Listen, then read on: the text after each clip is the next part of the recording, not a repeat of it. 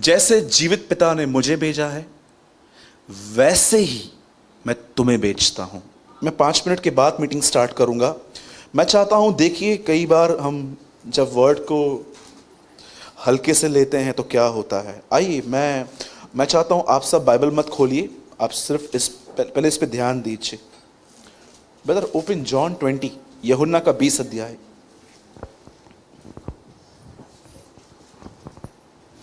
21। Lights 4 of कीजिए, जरा इस वचन को देखिए।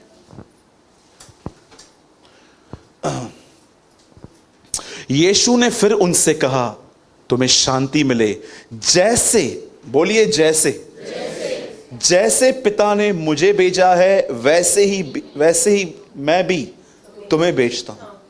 अब मैं आपसे एक सवाल पूछता हूं, परमेश्वर ने यीशु मसीह को कैसे भेजा? खाली? उसके पास बुद्धि नहीं थी, समझ नहीं थी? क्या उसके पास परमेश्वर का स्वभाव नहीं था?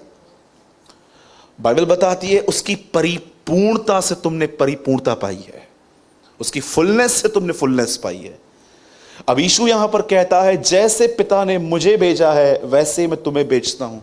क्या आप इस बात को जानते हैं? बाप ने बेटे को भेजा ताकि बेटा बाप को प्रेजेंट करे, वैसे ही यीशु ने हमें भेजा है ताकि हम जीसस को प्रेजेंट करें। Same thing. ठीक है, यह बात अलग है कि बहुत सारे लोग इस वचन को सीरियसली नहीं लेते हैं, क्योंकि आप भी जानते हो, मैं भी जानता हूं, 80% मेजॉरिटी ने आज प्रभु को एक बाबा जान के ग्रहण किया है कि चलो यहां पर काम हो जाते हैं, चलो यहां पर सब बातें ठीक हो जाती हैं। परमेश्वर से उनका कोई दूर दूर तक मतलब नहीं है। वो अपना कुशल चाहते हैं, वो इसलिए आ जाते हैं। पर परमेश्वर इतना दयालु है, उसके बाद भी वो उनको ग्रहण करता है, वो उनके लिए काम करता है ताकि वो उसके द्वारा ही उसको पहचान लें। आज मैं आपसे पूछना चाहता हूं, कितने लोगों ने इस वचन को, सच बताइए, इससे पहले सीरियसली आपने पढ़ा था? जैसे पिता ने मुझे भेजा है वैसे ही मैं भी तुम्हें भेजता हूं। आप देखिए पिता ने उसे कैसे भेजा, कितना परिपूर्ण होकर निकला वो। कभी आपने इस बारे में सोचा क्यों लिखा है कि उसकी परिपूर्णता? लिखा है वह अनुग्रह से परिपूर्ण होकर हमारे बीच में आया। जीसस एक ओवरफ्लो वेसल था परमेश्वर का, जिसमें से आज भी यशायाह नबी लिखते हैं, तुमने उस सोते को, उस जीवित सोते को तुमने त्याग दिया। यू नो, मैं कई बार सोचता हूं, क्या सेवकाई सिर्फ यही है कि मैं यहां से प्रचार करूं? क्या एक मसीह व्यक्ति यही है कि वो हर दिन, हफ्ते में 3 बार वो कलीसिया में आए, प्रार्थना करे, घर पे 15 मिनट की बाइबल पढ़े जब मन करता है, और कभी कभार प्रभु से ये प्रार्थना कर ले, मुझे अपनी आत्मा से भरिए? क्या यही है? कितनों की पैशन रखते हैं इस चीज का? पिता, आपने यीशु को भेजा ताकि वो आपको प्रेजेंट करे, और वैसे ही यीशु ने मुझे भेजा है ताकि मैं उसको प्रेजेंट करूं। कभी आपने इस बारे में सोचा, आपका फेस, आपकी लाइफस्टाइल किसको प्रेजेंट करती है? आपको क्या लगता है, पतरस को जब प्रभु ने कहा मेरे पीछे हो ले, तो क्या पतरस क्यों चला? क्या कारण था? क्या पतरस प्रभु को ढूंढ रहा था? नो। पतरस एक ही चीज से चला कि अगर एक बार उसके कहने पे इतनी मछलियां मिली हैं तो उसके साथ रहने पर कितना कुछ मिल जाएगा। और एक दिन ऐसा भी आया कि उसका अंदरूनी स्वभाव बाहर आया, जब एक धनवान ने प्रभु को अस्वीकार किया और यीशु ने कहा इनका आना परमेश्वर के राज्य में बहुत कठिन है। तब पतरस कहता है, हम तो सब कुछ छोड़ के आए हैं, हमको क्या मिलेगा? बोलो, हमको क्या मिलेगा? हाँ, हमको क्या मिलेगा भाई? ये बताओ, हमको क्या मिलेगा? आ तो गए चर्च में, हमको क्या मिलेगा? मैं आपसे विनती करता हूं, रियल पर्पस को जानिए। चमत्कार हर जगहों पे होते हैं, कुछ ऐसी जगहों पे भी होते हैं जहां पर यीशु का नाम तक नहीं है, लेकिन क्या वहां पर गुनाहों की माफी है? क्या वहां पर अपराधों की क्षमा है? क्या वहां पर आपको पवित्र आत्मा मिलता है? क्या परमेश्वर आपको वहां बात करेगा? हाँ जी, किसको प्रेजेंट करते हैं हम? आपको पता है आजकल आप जूते पहनते हो, पहले के दिनों में लोग इतने जूते नहीं पहनते थे, एक सैंडल पहनते थे। इवन जीसस सैंडल पहनता था, इसलिए यूहन्ना कहता है तेरे सैंडल में जो लेस है ना, मैं वो भी नहीं खोल सकता। आपको पता है पहले के दिनों में लोग सैंडल पहनते थे, और पहले के दिनों में इतनी मट्टी होती थी रास्तों पर। आज कैसे रास्ते क्लीन होते हैं कहीं कहीं पर। और उस मट्टी को निकालने के लिए यहूदी अपने घरों में गुलामों को रखते थे। आप सोचो, यीशु मसीह जब मरने पर था तो उसने चेलों को कहा एक अमीर आदमी का घर ढूंढो, एक आदमी का घर ढूंढो, जो नगर में जाओ और उस आदमी को देखो वो कहाँ है। सॉरी, अमीर नहीं लिखा है, कुछ ऐसा लिखा है कि वहां जाओ और एक व्यक्ति को बोलो तेरे घर पर गुरु प्रभु बोझ देना चाहता है। और आप देखो, जब यीशु वहां पर गया उसने क्या कहा, एक बकेट पानी लेकर आओ, ओके, एक टॉवेल लेकर आओ, ओके। सब देखते होंगे एक दूसरे को, यार कौन है, कौन धोएगा।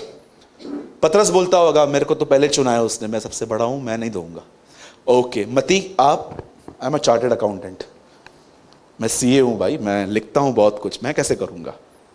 यूहन्ना आप, मैं महायाजक के घर का आदमी हूं। यू नो, यूहन्ना उस महायाजक को जानता था, एक पीएचडी है, एक बड़ा है। यीशु ने देखा यार सबसे छोटा मैं हूं, मैं धोऊंगा, और उसने हर एक के पैर धोना स्टार्ट किए। वाह, बोलो यीशु मसीह की। ये मत सोचिए कि मिनिस्ट्री खाली यहां से होती है। अगर आप सोचते हो सेवकाई यहां से होती है तो मैं आपको बताना चाहता हूं, शायद आपको ये बात अजीब लगेगी, जीसस की कोई चर्च नहीं थी। यू नो, लेकिन हाँ ये बात सच है कि उसने कहा है चर्च स्थापित करो। आपको बैलेंस देखना है। आपको पता है यीशु के पास कोई पुलपिट नहीं था, वो ट्रैवलर प्रीचर था। रास्ते पे लोगों से बात करता था, चलते चलते लोगों से बात करता था, महलों में लोगों से बात करता था, घरों में जाके बात करता था। उसकी कोई चर्च नहीं थी। अब आप इसको ऐसे मत लेना फिर हम भी क्यों चर्च में जाएं। यू नो, लोग नेगेटिव वे में इतना कुछ ले लेते हैं, इन शिक्षाओं से बचिए। मैं तो कभी कभी पूछता हूं, अगर बुक्स थे उसके बाद भी स्कूल जाते क्यों थे। हम जाते थे ना, डाइजेस्ट मिलती थी ना, डाइजेस्ट पे तो सारे आंसर्स होते थे, फिर भी हम जाते थे ना। कुछ तो है जिसके लिए परमेश्वर ने कलीसिया ठहराई। तो मैं इतना विनती करता हूं, जैसे देखिए ये वचन मुझे नहीं लगता है, जैसे हमने इस न्यू हॉल में जहाँ पर हम यहाँ इस रेंट की प्लेस पे जब से हम यहाँ पर आए हैं, मैंने ये वचन कभी आपको इस तरह एक्सप्लेन किया था।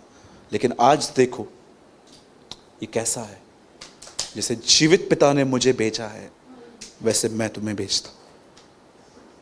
That's your calling. ठीक है, वचन स्टार्ट करें। कितने लोग ध्यान देंगे। तहां गाला है ना पूछा ऐसा नस पाना है। कितने लोग ध्यान देंगे। बोलो ध्यान। हाँ बोलो ध्यान।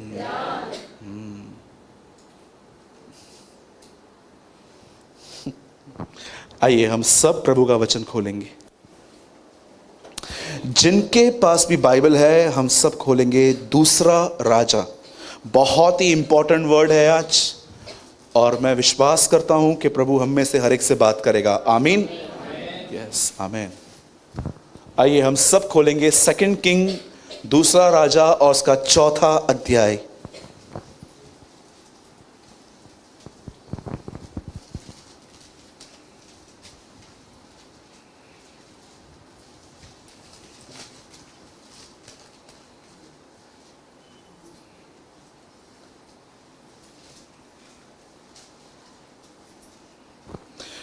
जिनके पास बाइबल है सेकंड किंग चैप्टर 4 चौथा अध्याय खोलेंगे। और ब्रदर प्लीज स्क्रीन पे लगाइए 29th वर्ड।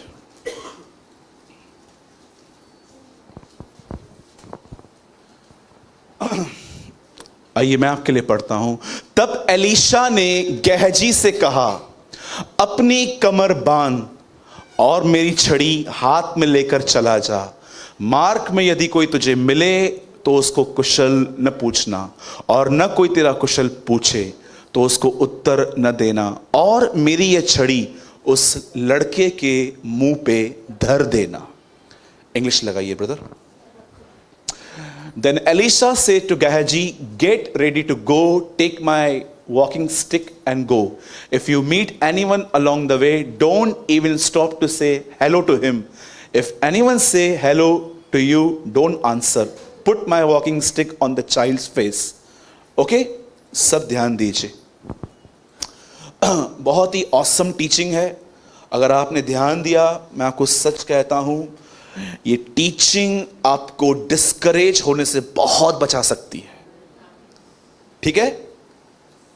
आप सब जानते होंगे ना, शैतान का सबसे बड़ा टूल जो आपके ऊपर वो यूज करता है वो है निराशा, परेशान करना, आपको इरिटेट करना, आपकी प्रॉब्लम्स को बार बार आपके सामने ले आना, लोगों के बुरे बिहेवियर को सामने ले आना, आपकी पास्ट में जितनी भी बार आप फेल हुए हो उन चीज़ों की ओर देखना, अपनी कमजोरी की ओर देखना। उसने इतनी गहरी स्टडी की है, इतना तो सीए वाले भी नहीं करते होंगे जितनी उसने आप पे स्टडी की है कि आपको एक्चुअली फॉल कैसे करवाना है। अब देखिए यहां पर क्या हुआ। बाइबल ऐसा बताती है, एलिया की सेवकाई एलीशा को मिल गई, क्योंकि एलिया डर गया था। बोलो डर गया।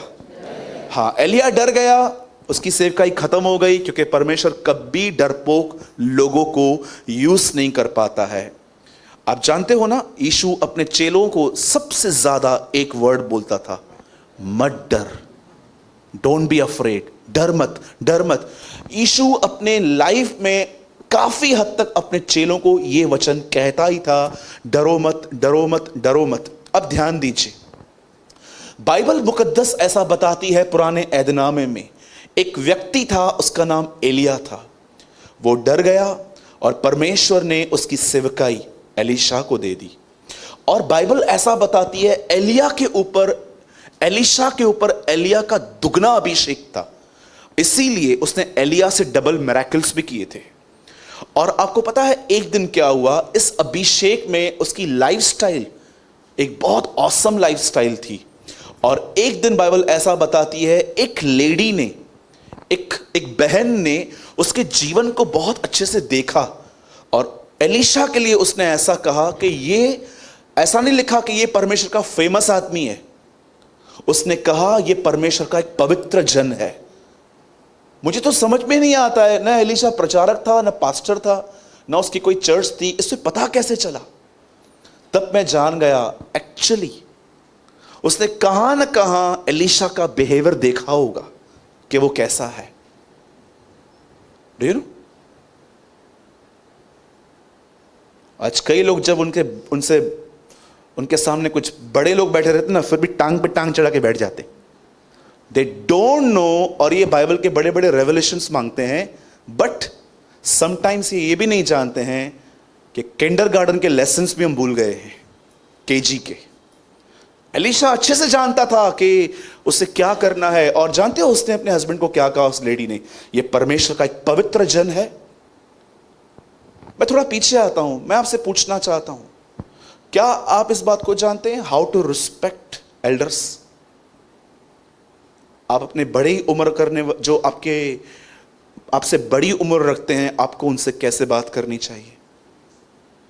पुराने नियम के अंदर लिखा है, यदि तेरे बीच में कोई बूढ़ा व्यक्ति आए तो खड़ा हो जा और इस तरह दिखा कि तू प्रभु का भय मानता है। सोचो, आज तो बच्चे माँ बाप को निकाल ही देते हैं, पर वो जानता था कि वो कैसे करना है। अरे ये तो पुराना नियम था, नया नियम पढ़िए। पतरस में लिखा है, सबका आदर करो, प्रभु भिखारियों का भी, यस भिखारियों का भी, लेक्चर मत दो उनको। कमाना, उठ जाना, आप रखो काम पे। देखूं कल से आए आपके घर में, क्या काम दोगे बताओ? कुछ करते नहीं है। लेक्चर देने में नंबर वन लेक्चर देने में। मैं एक बार एक ट्रेन में था, एक लड़का आया मेरे सामने, उसे स्पीकर लिया, सबको बोला, गलत काम करने से अच्छा मैं आज गीत गाऊंगा, अगर आप में से किसी को बख्शीश देनी है तो मुझे दो। उसने कुछ गाने गाए लोगों के लिए और ट्रेन में बैठे वाले उसको कुछ दे रहे थे। मैं इतना हैरान था, कम से कम चोरी तो नहीं कर रहा है बेचारा, कुछ एंटरटेनमेंट करवा रहा है लोगों को। मैं हैरान था, मैंने कहा प्रभु कितनी बड़ी बात है। आप जानते हैं एलीशा, जहां तक मैं जानता था, भले एलीशा ने कभी प्रचार नहीं किया था, पर उसने अपने बिहेवियर से परमेश्वर को रिवील किया था। और जानते हैं उसके बाद क्या हुआ? उस लेडी ने अपने हस्बैंड को कहा, हमारा फर्स्ट फ्लोर खाली पड़ा है, इस आदमी के लिए एक कमरा बनाते हैं, उसमें एक पलंग, एक टेबल, एक चेयर और एक लैंप रखते हैं, दीवट रखते हैं। इसके हस्बैंड ने कहा ठीक है, कर देते हैं। और उसने एलीशा को विनती की कि तू जब भी यहां से जाएगा ना, तू हमारे घर पे ठहरना, तेरा लंच, तेरा डिनर हम प्रोवाइड करेंगे सब। एलीशा ने बोला ठीक है।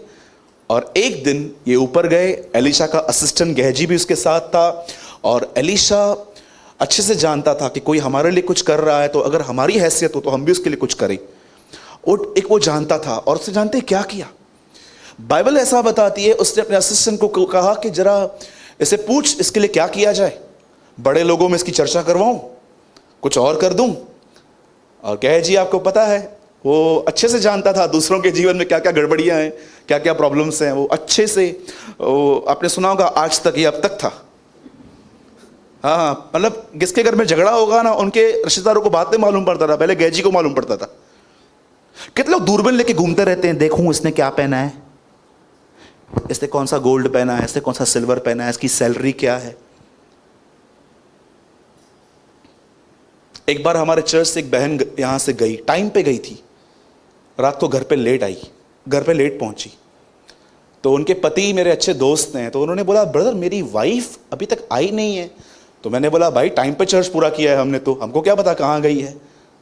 तो अगले दिन वो चर्च में आई, मैंने बोला क्या हुआ बहन, आप घर पे टाइम पे नहीं गए? बोला हाँ, रास्ते में कहाँ रुक गई थी। एक्चुअली रास्ते में क्या था ना, उसकी सगी बहनें मिल गई, मतलब ये भी निंदा करती थी, वो भी करती थी।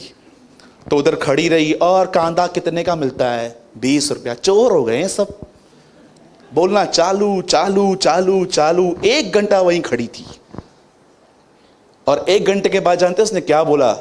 ठीक है अभी इतना टाइम नहीं है, कल और बात करेंगे। वाह, प्रेज द लॉर्ड। और मैं उम्मीद करता हूं आप में से यहां पर कोई ऐसा ना हो। देखो 20 रुपया किलो है तो 20 तो देना ही पड़ेगा, क्यों गालियां देते हो? देना तो पड़ेगा ही आपको। समझ रहे हैं मेरी बातों को? गवर्नमेंट को चोर बोलने से अच्छा है आप प्रेयर करो गवर्नमेंट के लिए, अच्छा होगा वो।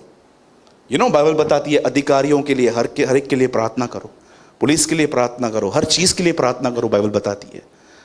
और उसके बाद बाइबल बताती है, गेहजी ने बोला इस औरत को बच्चा नहीं है, और एलीशा ने कहा इसको बोल अगले साल ठंडियों में, वसंत ऋतु में इसे बच्चा हो जाएगा। और बरोबर बच्चा हुआ, बच्चा बड़ा हुआ, और एक दिन बच्चा खेत में अपने डैडी के साथ काम करते करते उसे ऐसा सर में दर्द हो गया कि उसके बाप ने कहा इसे ले जा। और लड़का दोपहर तक अपनी मां के गोद में पड़ा था, माइग्रेन के पेन में उसकी डेथ हो गई। और सुनिए अब क्या हुआ।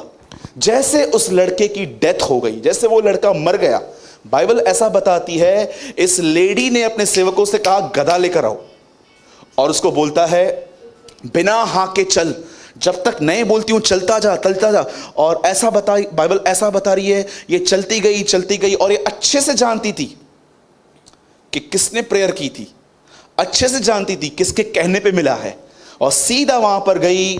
और रास्ते पे उसे गेहजी मिला, और गेहजी उसको पूछता है सब ठीक है? बोलती है हाँ सब ठीक है, घर में सब ठीक है, वगैरह वगैरह, हाँ सब ठीक है। और जैसे वो एलीशा के पास गई, उसके सामने आके रोने लग गई और कहती है प्रभु मैंने तुझसे क्या मांगा था, मैंने तुझे कहा था मुझे कुछ नहीं चाहिए, तूने मुझे क्यों दिया? ये बात एलीशा नहीं जानता था कि इसका बेटा मर चुका है। और जानते हैं उसके बाद क्या हुआ? अब सुनिए कितनी इंपॉर्टेंट बात आ रही है। एलीशा ने अपनी छड़ी ली, गेहजी को दी, और कहा सुन, वो जो लड़का मरा है उसके पास जा, उसके ऊपर रख दे। और देखो जब गेहजी को वो बेच रहा है तब क्या कहता है? तब एलीशा ने गेहजी से कहा अपनी कमर बांध और मेरी छड़ी हाथ में लेकर चला जा, मार्ग में यदि कोई तुझे मिले तो उसका कुशल न पूछना, और कोई तेरा कुशल पूछे तो उसको उत्तर न देना, और मेरी यह छड़ी उस लड़के के मुंह पे धर देना।